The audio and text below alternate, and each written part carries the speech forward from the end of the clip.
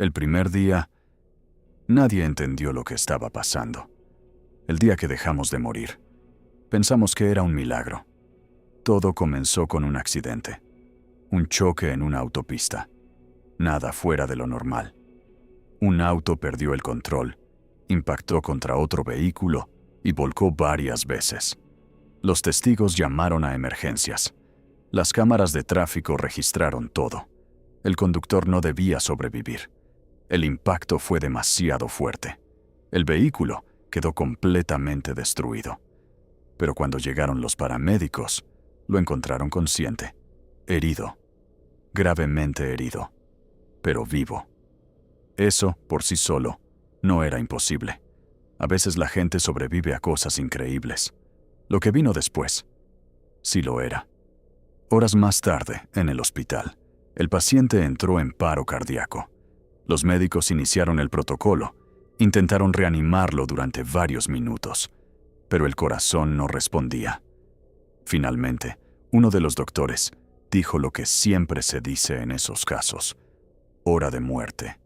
Y entonces, el paciente volvió a respirar, sin intervención, sin desfibrilador, sin explicación. Al principio pensaron que era un error, un fallo en los equipos, un caso médico extraordinario. Pero ese mismo día ocurrió de nuevo, y otra vez, y otra más. Personas en diferentes partes del mundo comenzaron a sobrevivir a situaciones imposibles, accidentes fatales, paros cardíacos, heridas mortales. Nadie moría. Las noticias comenzaron a hablar del fenómeno, primero con cautela, luego con asombro, y finalmente con euforia. Algunos lo llamaron un milagro, otros una evolución, un paso más en la historia de la humanidad. Durante los primeros días, todo el mundo celebró. Las redes se llenaron de historias, personas que sobrevivían a lo imposible, médicos que no podían explicarlo, familias que recuperaban a sus seres queridos. La humanidad había derrotado a la muerte. Eso fue lo que pensamos. Pero nadie se hizo la pregunta más importante: ¿qué pasa cuando la muerte desaparece? Porque el problema no era que no pudiéramos morir. El problema era que seguíamos pudiendo sufrir. Durante la primera semana, todo el mundo celebró. Los hospitales comenzaron a llenarse de historias imposibles, personas que sobrevivían a accidentes que antes habrían sido fatales, pacientes terminales que dejaban de empeorar, cirugías que ya no tenían riesgo. Los médicos no lo entendían, pero tampoco podían negarlo. La muerte había desaparecido. Algunos gobiernos incluso empezaron a hablar de un nuevo comienzo, una nueva era para la humanidad, sin guerras, sin miedo, sin pérdidas. Pero no pasó mucho tiempo antes de que algo empezara a sentirse mal. El primer caso fue en una sala de emergencias. Un hombre llegó con heridas graves, un accidente industrial. Su cuerpo estaba destrozado, huesos rotos, órganos dañados, pero seguía vivo. Los médicos hicieron todo lo posible por estabilizarlo, pero no mejoraba, y tampoco moría. Pasaron horas, luego días. El paciente no sanaba, no empeoraba, no moría, solo permanecía, consciente, sintiendo todo. Ese fue el momento en que los médicos comenzaron a darse cuenta. No es que la gente no muriera, es que no podía morir. Y eso no significaba que el cuerpo dejara de dañarse. Los accidentes seguían ocurriendo, las enfermedades seguían existiendo, el dolor seguía ahí, pero ahora no había salida. En cuestión de días, los hospitales comenzaron a colapsar, no por falta de pacientes, sino porque nadie podía irse. Las camas se llenaron, los pasillos, las salas de espera, personas atrapadas en sus propios cuerpos, sin mejorar, sin morir. Algunos empezaron a pedir algo que antes nadie pedía, que los dejaran morir, pero no había forma. Ningún método funcionaba. Y entonces comenzaron a aparecer los primeros casos, que nadie quiso mostrar en las noticias. Personas que habían sufrido daños irreversibles, que no podían moverse, no podían hablar, pero seguían conscientes y seguían vivos. Fue entonces cuando la humanidad empezó a entender algo. Esto no era un milagro, era una condena. El problema no fue inmediato, pero cuando empezó, no hubo forma de detenerlo. Las ciudades comenzaron a cambiar, primero lentamente, luego de golpe. Los hospitales colapsaron en menos de 2 semanas.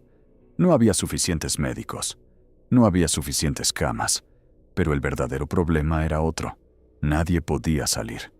Los pacientes no mejoraban, no morían, no se iban. Algunos fueron trasladados a sus casas, otros simplemente quedaron donde estaban. Y entonces la gente empezó a tener miedo, porque por primera vez en la historia, la muerte ya no era lo peor que podía pasar. Recuerdo el momento en que lo entendí. Un incendio en un edificio, nada fuera de lo común. Los bomberos llegaron, entraron, sacaron a varias personas, pero algunos no lograron salir a tiempo. Cuando finalmente apagaron el fuego, los encontraron dentro. Seguían vivos. Sus cuerpos no estaban bien. No deberían haber podido sobrevivir, pero lo hicieron, y estaban conscientes. Ese fue el momento en que todo cambió. La gente dejó de celebrar. Las noticias dejaron de hablar de milagros, y comenzaron a mostrar algo distinto. Caos. Las calles se llenaron de protestas, gente exigiendo respuestas, gente exigiendo soluciones, pero no había ninguna. Algunos gobiernos intentaron ocultarlo, otros intentaron controlarlo, pero era imposible, porque el problema no era local, era global, y entonces la gente empezó a tomar decisiones desesperadas. Hubo personas que intentaron escapar, irse a lugares aislados, lejos de las ciudades. Otros hicieron lo contrario. Buscaron ayuda en grupos, comunidades, refugios, pero todo terminaba igual, porque no importaba dónde estuvieras, seguías sin poder morir. Y poco a poco, la sociedad comenzó a romperse. Las leyes dejaron de tener sentido. El miedo cambió, las prioridades también, porque cuando la muerte desaparece, lo que queda no siempre es vida. Y fue en ese momento cuando me di cuenta de algo. Esto no estaba ocurriendo por accidente. Algo estaba causando todo esto. Durante semanas pensamos que era una mutación, algo biológico, un cambio en el cuerpo humano. Pero los científicos descartaron esa idea rápidamente. El fenómeno no afectaba solo a las personas sanas, ni a un grupo específico, ni a una región del planeta. Afectaba a todos, al mismo tiempo. Eso no era evolución, no era enfermedad, era otra cosa. Recuerdo el día en que apareció la primera teoría seria. Un grupo de investigadores publicó un informe global. Habían estado analizando algo que, al principio, nadie había considerado importante: las señales, satélites, frecuencias, radiación. Durante el mismo momento en que comenzaron los primeros casos, todos los sensores del planeta habían registrado una anomalía, una señal. No venía de la Tierra, venía del espacio. Al principio era débil, casi imperceptible, pero estaba en todas partes, una frecuencia constante, estable. Y lo más inquietante era que no se detenía. Los científicos comenzaron a estudiar esa señal, a decodificarla, a entender su patrón. No era ruido, era precisa, artificial, y estaba interactuando con algo en el cuerpo humano. No sabían exactamente qué, pero sí sabían el resultado. La señal estaba impidiendo que el cuerpo completara el proceso de muerte. No evitaba el daño, no curaba, solo detenía el final. Fue entonces cuando surgió la pregunta que cambió todo. Si alguien estaba haciendo esto, ¿por qué? Las teorías comenzaron a dividirse. Algunos pensaban que era un experimento, otros que era una forma de control. Pero hubo una hipótesis que nadie quiso aceptar al principio, que no estaban intentando salvarnos, estaban intentando mantenernos vivos, a cualquier costo. Y entonces ocurrió algo que confirmó los peores miedos. La señal cambió. Por primera vez desde que había comenzado, mostró variaciones, como si estuviera reaccionando, como si estuviera observándonos y ajustándose. En ese momento entendimos algo. Esto no era un fenómeno, era una intervención, y no teníamos control sobre ella. Durante semanas intentamos entender la señal, de dónde venía, qué hacía exactamente, por qué había detenido la muerte. Pero la respuesta no llegó de los científicos, llegó de la propia señal. Todo comenzó con una transmisión. No fue global, no fue para todos. Solo algunas personas comenzaron a escucharla. Yo fui uno de ellos. No era un sonido, no exactamente. Era más bien una sensación, como si algo estuviera hablando directamente dentro de tu cabeza. Al principio eran fragmentos, imágenes, ideas incompletas, pero con el tiempo se volvieron más claras, más organizadas, hasta que finalmente entendimos el mensaje. No estaba en ningún idioma humano, pero el significado era imposible de confundir. El proceso continúa. Eso fue todo. No explicaba nada, no daba instrucciones, solo confirmaba algo. Esto no había terminado, estaba en curso. Los científicos comenzaron a analizar los patrones de la señal nuevamente, pero esta vez encontraron algo que no habían visto antes. La señal no era constante, estaba sincronizada con nosotros, con nuestros cuerpos, con nuestras funciones vitales. Era como si estuviera monitoreando cada ser humano en el planeta. Y no solo eso, estaba recopilando información, dolor, reacciones, resistencia. Cada vez que alguien sufría una herida grave, la señal cambiaba ligeramente. Cada vez que alguien era sometido a condiciones extremas, la señal se ajustaba, como si estuviera aprendiendo, adaptándose, optimizando. Fue entonces cuando uno de los científicos dijo algo que nadie quería escuchar. Esto no es para salvarnos, es para estudiarnos.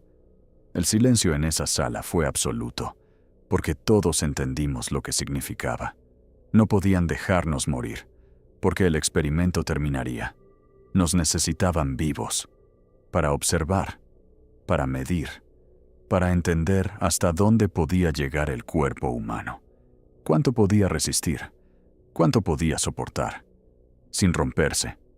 O peor aún, rompiéndose. Y aún así, seguir funcionando. Días después comenzaron a aparecer casos aún más extremos. Personas que habían sufrido daños irreversibles seguían conscientes durante semanas, meses, sin que su estado cambiara, sin posibilidad de recuperación, sin posibilidad de muerte. El mundo dejó de intentar volver a la normalidad, porque la normalidad ya no existía. Ahora había otra realidad, una donde la muerte ya no era el final, y la vida tampoco era una salvación. El último informe que se filtró antes de que las comunicaciones globales colapsaran completamente decía algo que nunca olvidé. La señal no solo mantiene la vida, la está prolongando más allá de sus límites naturales. Y sigue aumentando la intensidad del proceso. Eso fue hace 3 semanas. Desde entonces, la señal no ha dejado de cambiar, cada vez más fuerte, cada vez más presente. A veces siento que ya no solo nos observa, sino que nos empuja a situaciones más extremas, como si necesitara ver qué ocurre cuando cruzamos ciertos límites. Y entonces entendí algo. Esto no es solo un experimento. Es una prueba de resistencia, y todavía no hemos llegado al final, porque si algo nos mantiene vivos a toda costa, es porque aún no ha obtenido lo que busca, y cuando lo haga, no tengo claro que vayamos a seguir existiendo, porque en este nuevo mundo, seguir vivo ya no significa que hayamos sobrevivido. Si te gustó este video y quieres saber cómo sigue, déjalo en los comentarios y suscríbete. Gracias por ver.